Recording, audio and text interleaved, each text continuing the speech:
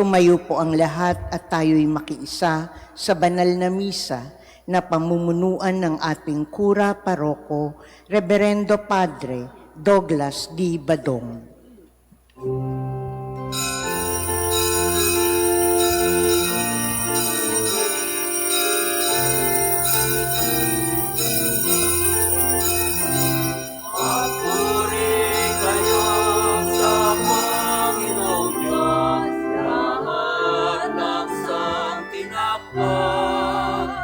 Magsiawit kayo at siya'y pagdangal magpakailanman.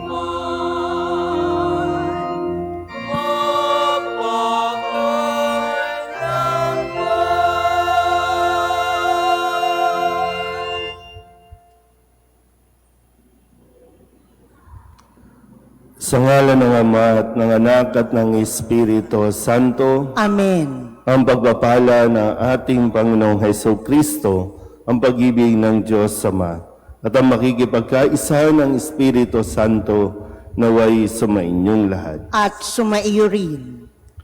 Mga kapatid, aminin natin ang ating mga kasalanan upang tayo'y maging marapat gumanap sa banal na pagdiriwang. Inaamin ko sa makapangyarihang Diyos at sa inyo mga kapatid, na lubha akong nagkasala sa isip, sa salita at sa gawa, at sa aking pagkukulang. Kaya isinasamo ko sa mahal na Birheng Maria, sa lahat ng mga anghel at mga banal, at sa inyo mga kapatid, na ako'y panalangin sa Panginoong ating Diyos. Kaawaan tayo ng makapangyarihang Diyos, patawarin tayo sa ating mga kasalanan at patnubayan tayo sa buhay na walang hanggan. Amen. Panginoon, kaawaan mo kami. Panginoon, kaawaan mo kami. Kristo, kaawaan mo kami. Kristo, kaawaan mo kami. Panginoon, kaawaan mo kami. Panginoon, kaawaan mo kami. Manalangin tayo. Ama naming makapangyarihan, hinira mo ang obispong si San Atanasio bilang matatag na tagapagtanggol ng pananampalatayang ang anak mo ay Diyos na totoo. Sa pagkakamit namin na kaalaman sa kanyang pinanindigan at sa kanyang pagmamalasakit sa aming kapakanan, kami naway walang hadlang na umunlad sa pagkakilala at pag-ibig sa iyo, sa pamamagitan ni Jesucristo kasama ng Espiritu Santo, magpasawalang hanggan. Amen.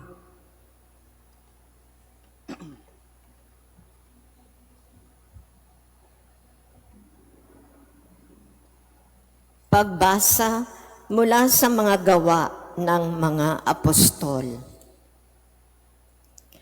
Nang sumusunod na araw ng pamamahinga, halos lahat ng tao sa lungsod ay nagkatipon upang pakinggan ang salita ng Diyos.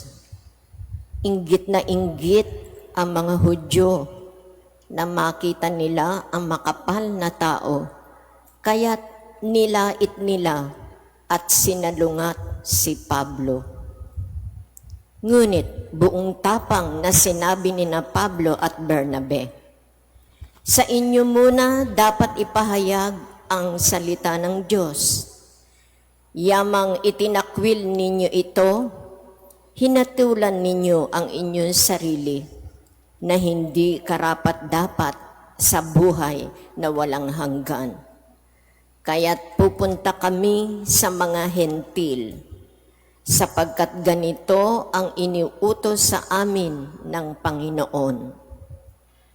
Inilagay kita na maging ilaw sa mga hentil upang maibalita mo ang kaligtasan hanggang sa dulo ng daigdig. Nagalak ang mga hentil nang marinig ito at nagpuri sa Panginoon dahil sa salita niya. At sumampalataya ang mga hinirang para sa buhay na walang hanggan. Kaya't lumaganap sa buong lupain ang salita ng Panginoon. Ngunit sinulsulan ng mga Hudyo ang mga babaeng sumasamba sa Diyos at kilala sa lipunan. Gayon din ang mga lalaking pinuno ng lungsod. Ipinausig nila sina Pablo at Bernabe at pinalayas sa lupaing iyon. Kaya ipinagpag ng dalawa ang alikabok sa kanilang mga paa bilang saksi laban sa mga taga roon, at sila'y nagtungo sa Ikonyo. Ang mga alagad naman sa Antioquia ay natigib ng galak at napuspos ng Espiritu Santo. Ang salita ng Diyos. Salamat sa Diyos. Kahit saan namamalas, tagumpay ng nagliligtas. Kahit sa ay namamalas, tagumpay ng nagliligtas. Umawit ng bagong awit at sa poon ay ialay, pagkat yaong ginawa niya ay kahangahangang tunay. Sa sariling lakas niya at taglay na kabanalan, walang hirap na natamo, yaong hangad na magtagumpay. Kahit sa ay namamalas, tagumpay ng nagliligtas. Ang tagumpay niyang ito'y siya na rin ang naghayag. Sa harap ng mga bansay nahayag ang pagliligtas. Ang pangako sa Israel, lubos niyang tinutupad. Kahit sa ay namamalas, tagumpay ng nagliligtas. Tapat siya sa kanila at ang pag-ibig ay wagas. Ang tagumpay ng ating Diyos kahit saan ay namalas. Magkaingay na may galak, yaong lahat sa daigdig. Ang poon ay buong galak na purihin sa pag-awit.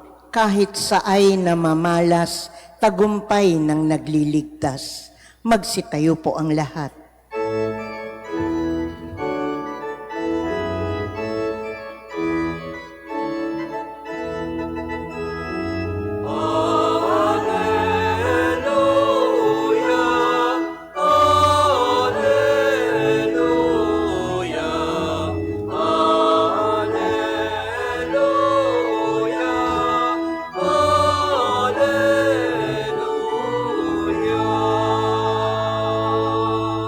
Kapag ang aking salita sa inyo'y naidambana, taglay ninyo ang aking diwa.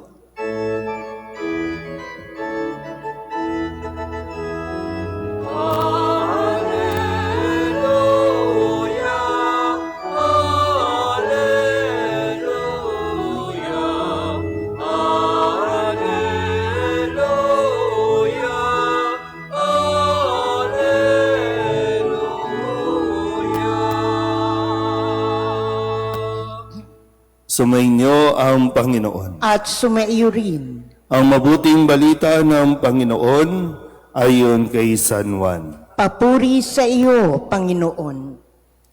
Noong panahong iyon, sinabi ni Jesus sa kanyang mga alagad, "Kung ako'y kilala ninyo, kilala na rin ninyo ang aking Ama. Mula ngayon ay kilala na ninyo siya at inyong nakita." Sinabi sa kanya ni Felipe, "Panginoon, ipakita po ninyo sa amin ang Ama at masisiyahan na kami." Sumagot si Jesus, "Matagal na ninyo akong kasama, Felipe. Di yata't hindi mo pa ako nakikilala. Ang nakakita sa akin ay nakakita na sa Ama. Bakit mo sinasabing, ipakita mo sa amin ang Ama? Hindi ka ba naniniwalang ako'y sumasa Ama at ang Ama'y sumasa akin? Ang mga salitang sinasabi ko ay hindi ko sinasabi sa ganang aking sarili. Ang Amang sumasa akin ang gumaganap ng kanyang mga gawain. Maniwala kayo sa akin.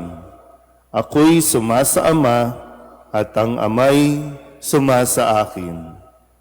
Kung ayaw ninyong maniwala sa sinasabi ko, maniwala kayo dahil sa mga gawang ito. Sinasabi ko sa inyo, ang nananalig sa akin ay makagagawa ng mga ginagawa ko at higit pa rito, sapagkat pupunta na ako sa Ama. At anumang hilingin ninyo sa Ama sa aking pangalan ay gagawin ko, upang maparangalan ang Ama sa pamamagitan ng Anak. Gagawin ko ang anumang hihilingin ninyo sa pangalan ko. Ang mabuting balita ng Panginoon. Pinupuri ka namin, Panginoong Hesukristo. Isang magandang umaga po sa inyong lahat.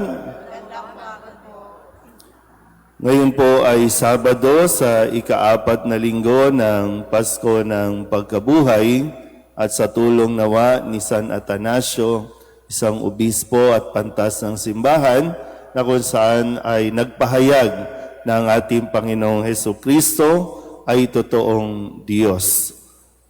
Ang ating pananampalataya, si Kristo ay totoong tao, si Kristo ay totoong Diyos. At sa buong linggong ito, pinaalala sa atin ang ating mga pagbasa, lalo't ligit sa ating Ebanghelyo, ang relasyon at ugnayan ni Kristo sa tinatawag nating Diyos Ama.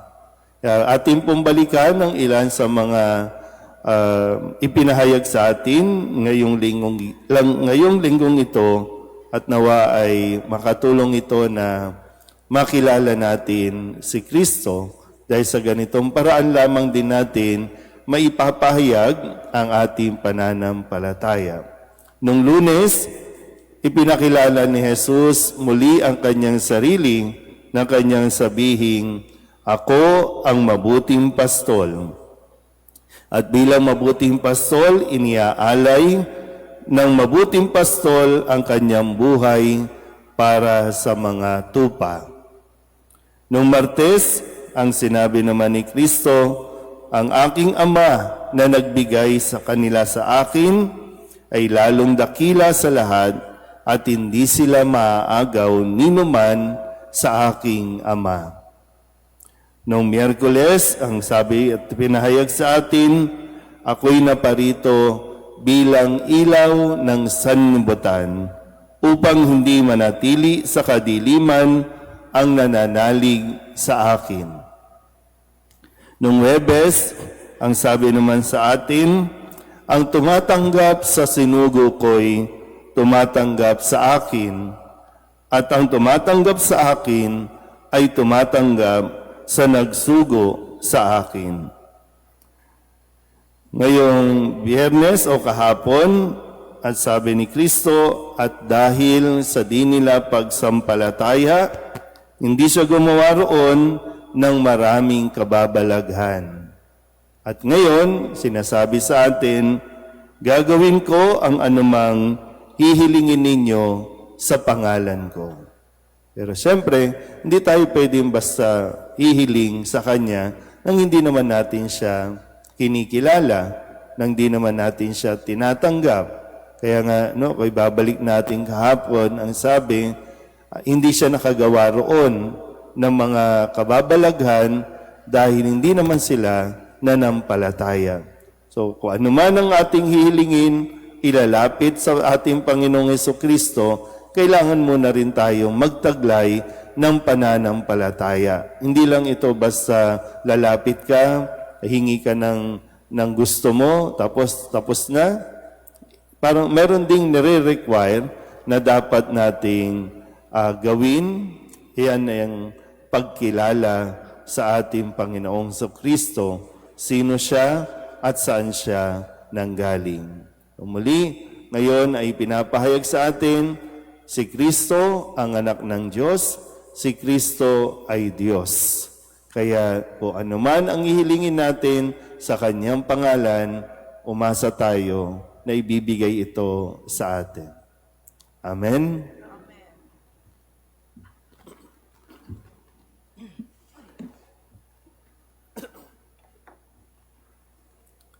Manalangin tayo sa ating Ama na naipakita sa atin ang daan patungo kay Kristo na siyang daan, katotohanan at buhay. Ang ating pong itutugon, Panginoon, dinggin mo ang aming panalangin. Panginoon, dinggin mo ang aming panalangin.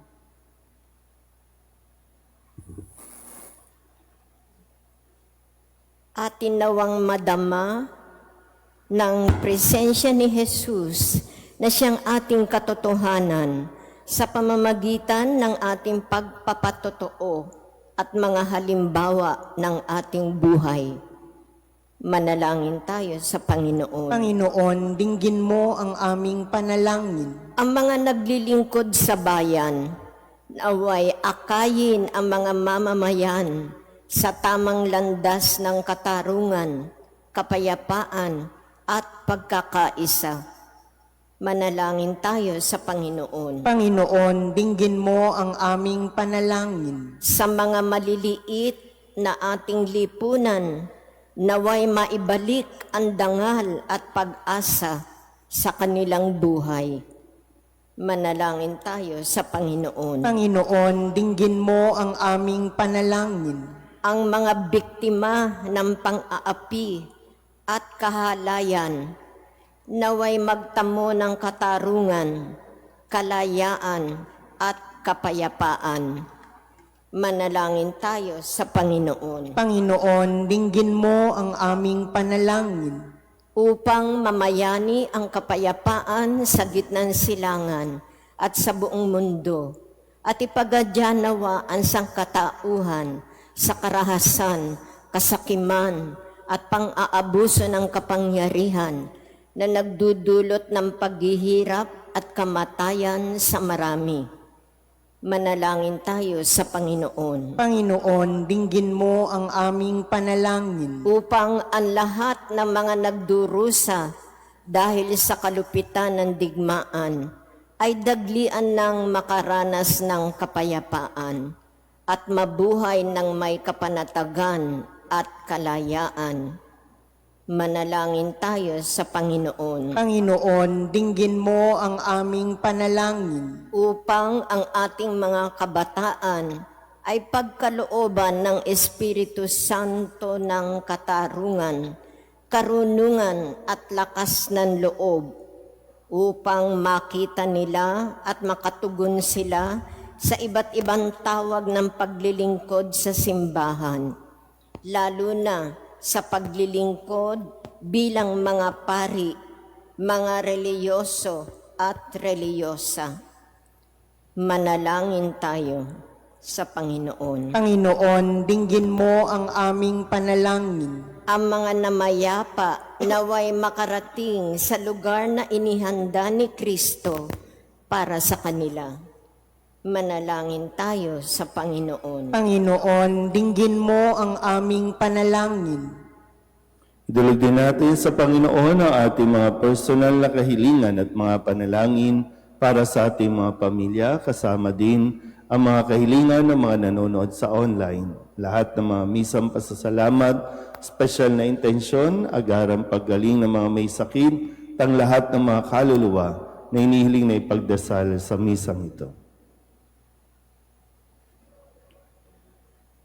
Ang lahat ng ito inihiling namin sa ngalan ni Kristong aming Panginoon. Amen.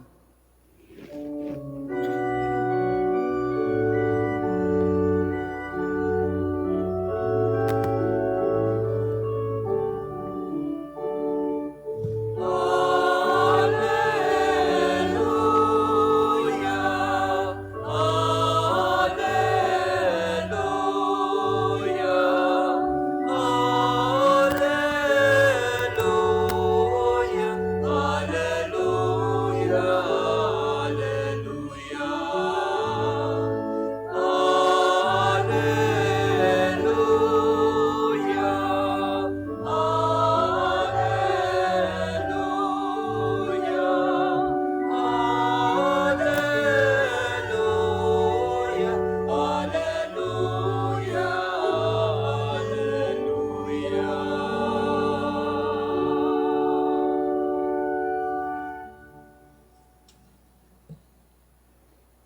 Manalangin kayo mga kapatid upang paghahain natin ay kalugdan ng Diyos amang makapangyarihan. Tanggapin nawa ng Panginoon itong paghahain sa iyong mga kamay sa kapurihan niya at karangalan sa ating kapakinabangan at sa buong sambayanan niyang banal. Ama naming lumikha, ngayong ginugunita namin si San Atanasio, kalugdan mo ang aming mga alay sa iyo at amin nawang mapakinabangan ang walang alinlangang paninindigan sa iyong anak na siyang katotohanan at siyang wagas sa sinasampalatayanan ng Obispong Banal na aming pinararangalan sa pamamagitan ni Jesucristo kasama ng Espiritu Santo magpasawalang hanggan. Amen. Sumainyo ang Panginoon. At sumaiyo rin. Itaas sa Diyos ang inyong puso at diwa. Itinaas na namin sa Panginoon. Pasalamatan natin ang Panginoong ating Diyos. Marapat na siya'y pasalamatan. Ama naming makapangyarihan, tunay ngang marapat na ikaw ay aming pasalamatan. Ngayong si San Atanasio ay pinararangalan sa pamumuhay niyang totoong uliran at pagiging maaasahan sa katapatan ay inihahayag sa pangangasiwa sa sambayanan. Ang malasakit na mga ulirang tagapangasiwa noon ay nagpapatuloy magpahanggang ngayon sa mga panalangin kanilang iniuukol kaysa ng sambayanan mong dito'y nagtitipon. Kaya kaysa ng mga anghel na nagsisiawit ng papuri sa iyo na walang humpay sa kalangitan, kami nagbubunyi sa iyong kadakilaan.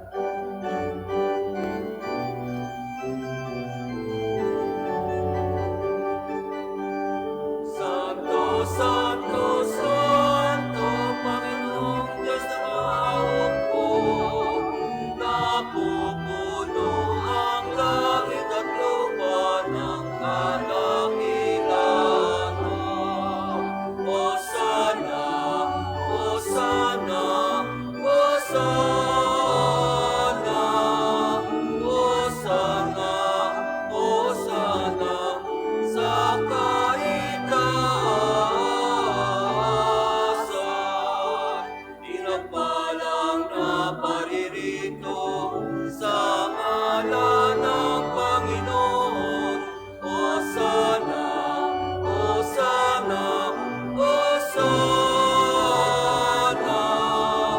Hosana, Hosana, sa kaitaasan.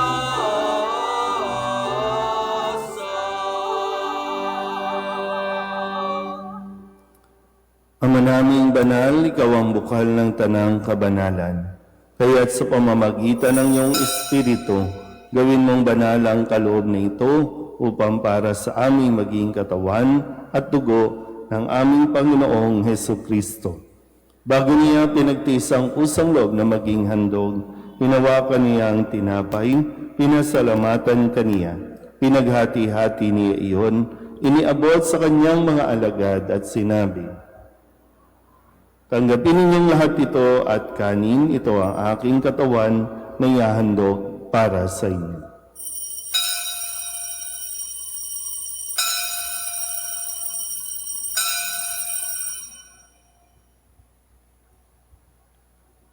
Gayun din naman nang matapos ang hapunan, hinawakan niya ang kalis, muli kaniyang pinasalamatan. Iniabot niya ang kalis sa kanyang mga alagad at sinabi, "Tanggapin ninyong lahat ito at inumin. Ito ang kalis ng aking dugo, ng bago at walang hanggang tipan. Ang aking dugo na ibubuhos para sa inyo at para sa lahat sa ikapagpapatawad ng mga kasalanan. Gawin ninyo ito sa pag-alaala sa akin."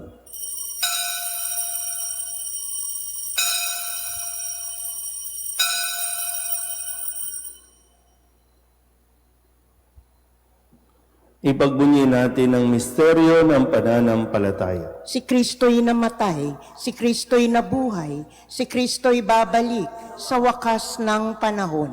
Ama, ginagawa namin ngayon ang pag-alaala sa pagkamatay at muling pagkabuhay ng iyong anak. Kaya tiniaalay namin sa iyo ang tinapay na nagbibigay buhay at ang kalis na nagkakaloob ng kaligtasan. Kami napapasalamat dahil kami iyong minarapat na tumayo sa harap mo para maglingkod sa iyo. Isinasamo namin kami magsasalo-salo sa katawan at dugo ni Kristo ay mabuklod sa pagkakaisa sa pamamagitan ng Espiritu Santo. Ama, lingapin mo ang iyong simbahang laganap sa buong daigdig. Puspusin mo kami sa pag-ibig kay San Leo na aming Papa at ni Jose na aming Obispo at ng Tanang Kaparian. Alalahanin mo sina Eda at Carlo na tinawag mo mula sa daigdig na ito. Nung sila'y binyagan, sila'y nakaisa ni Kristo sa pagkamatay. Ngayon sila'y pumanaw, naway makaisa sila ni Kristo sa pagkabuhay. Alalahanin mo rin ang mga kapatid naming nahinlay na may pag-asang sila'y muling mabubuhay, gayon din ang lahat ng mga pumanaw. Kawaan mo sila at patuloyin sa iyong kaliwanagan. Kawaan mo at pagindapating kaming lahat na makasalo sa iyong buhay na walang wakas. Kaysa ng mahal na Birheng Maria na ina ng Diyos, ng kabiyak ng puso niyang si San Jose, kaysa ng mga apostol at ng lahat ng mga banal na namuhay dito sa daigdig ng kalugod-lugod sa iyo, may pagdiwang nawa namin ang pagpupuri sa ikararangal mo sa pamamagitan ng iyong anak na aming Panginoong Hesu Kristo.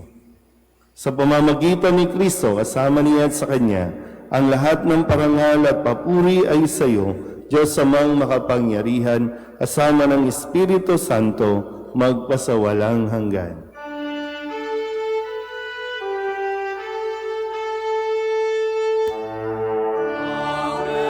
amen, amen. Amen,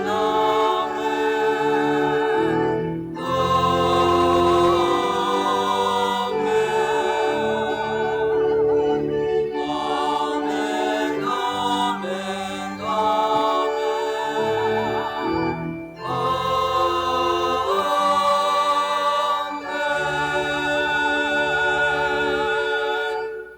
Sa tagubilin ng mga nakagagaling na utos at turo ni Jesus sa Panginoon natin at Diyos, ipahayag natin ang lakas loob.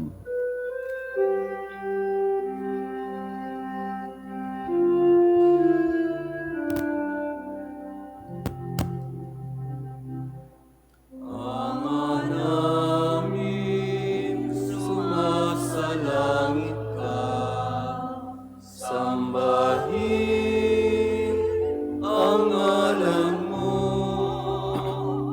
mapasa amin ang kaharian mo, sundin ang loob mo, dito sa lupa para nang sa langit.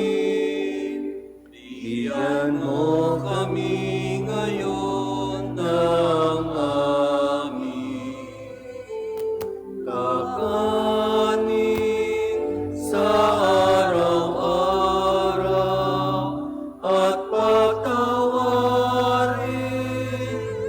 mo kami sa aming mga sala para ng pagpapatawad namin sa nagkakasala sa amin, at huwag mo kaming hindulot sa tukso, at iadya mo kami sa lahat ng masama. Hinihiling namin kami iadya sa lahat ng masama, pagkalooban ng kapayapaan araw-araw, iligtas sa kasalanan at ilayo sa lahat ng kapahamakan, samantalang aming pinananabikan ang dakilang araw ng pagpapahayag ng tagapagligtas naming sa Hesu Kristo. Sapagkat iyo ang kaharian at ang kapangyarihan at ang kapurihan, magpakailanman. Amen. Panginoong Hesu Kristo, sinabi mo sa iyong mga apostol, kapayapaan ang iniiwan ko sa inyo, ang aking kapayapaan ang binibigay ko sa inyo. Tunghayan mo ang aming pananampalataya at huwag ang aming mga pagkakasala.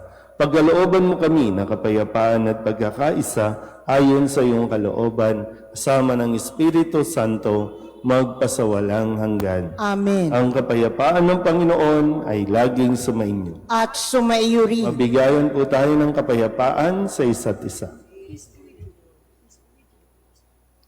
Kordero ng Diyos na nag-aalis ng mga kasalanan ng sanlibutan, maawa ka sa amin. Kordero ng Diyos na nag-aalis ng mga kasalanan ng sanlibutan, maawa ka sa amin. Kordero ng Diyos na nag-aalis ng mga kasalanan ng sanlibutan, ipagkaloob mo sa amin ang kapayapaan. Ito ang kordero ng Diyos. Ito ang nag-aalis sa mga kasalanan ng sanlibutan. Mapalad ang mga inaanyayahan sa kanyang piging. Panginoon, hindi ako karapat-dapat na magpatuloy sa iyo, ngunit sa isang salita mo lamang ay gagaling na ako.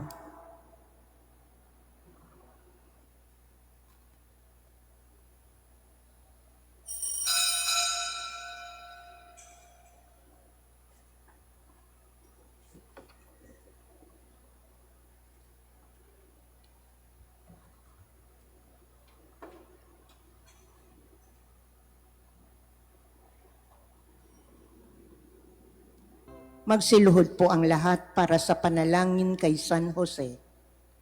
Abang tagapangalaga ng tagapagligtas, kabiyak na puso ng mahal na Birheng Maria, sa iyo ipinagkatiwala ng Diyos ang kaisa-isa niyang anak. Sa iyo nagtiwala si Maria. Sa piling mo, si Kristo'y naging tao. Maging ama ka rin sa amin, pinagpalang Jose, at gabayan mo kami sa landas ng buhay. Ihingi mo kami ng biyaya, awa at tapang, at ipagtanggol kami sa lahat ng masama. Amen. Tatayo na po ang lahat. Manalangin tayo. Ama naming mapagmahal, kaysa ni San Atanasio, naway aming maipahayag ang pananampalatayang matatag ng Diyos na totoo, ang iyong bugtong na anak, upang kami laging buhayin at ipagsanggalang ng pakikinabang na aming tinanggap sa pamamagitan ni Jesucristo, kasama ng Espiritu Santo, magpasawalang hanggan. Amen. Sumainyo ang Panginoon. At sumaiyo rin. At pagpalain kayo ng makapangyarihang Diyos, Ama at Anak, at Espiritu Santo. Amen. Tapos ang banal na misa, humayo tayo sa kapayapaan ni Kristo. Salamat sa Diyos. Magandang umaga po.